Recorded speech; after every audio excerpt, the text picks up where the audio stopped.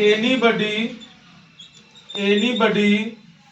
Somebody में से कुछ एक, समबडी, नोबडी, नो वन, मतलब ये इतने वर्ड होते हैं 5 6 7।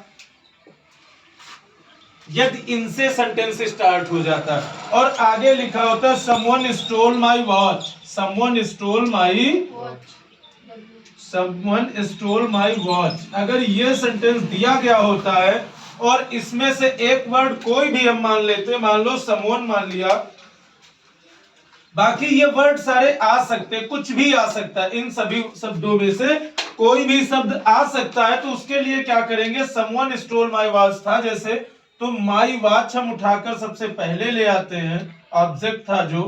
जो आपने अभी कुछ देर पहले पढ़ा था कि सबसे पहले सब्जेक्ट होता है। अब इसमें ये सेकेंड फॉर्म में स्टोर पहले से ही दे दिया गया है, तो इसी में हेल्पिंग वर्ब भी है और यही हमारा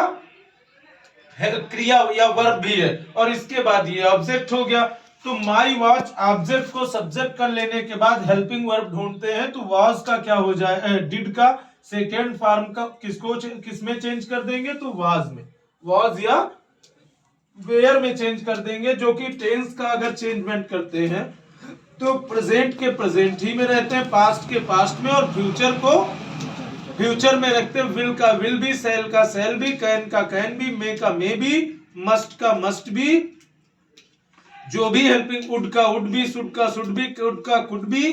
और माइट का माइट भी, मतलब बी बढ़ जाता है। अगर विल हैव हुआ है तो विल हैव का विल हैव बीन हो जाएगा, सेल हैव है तो सेल हैव बीन हो जाएगा, वुड हैव है तो would have been, could have है could have been, should have है शुड हैव बीन हो जाता है। तो फिलहाल आपको यहाँ स्टोल के साथ वाज बदल लेनी है, वाज ये स्टोल जो है स्टोलन हो जाएगा, बस सेंटेंस बन गया। बाय समवन आपको करने की कोई जरूरत नहीं है, क्योंकि अब ये माई वॉच वाज स्टोलन, यहाँ क्या कहा गया कि समवन स्टोल माई वॉच, किसी ने मेरी घड़ी चुराई है, मेरी घड़ी चुराई गई किसी के द्वारा। अब यहाँ बाय समवन, भाई जब वॉच चुराई गई है तो कोई ना कोई अंदाजन या अनुमानन कोई ना कोई तो किसी ना किसी ने तो चुराई होगी, तो बाय समवन रखने का यहाँ पर कोई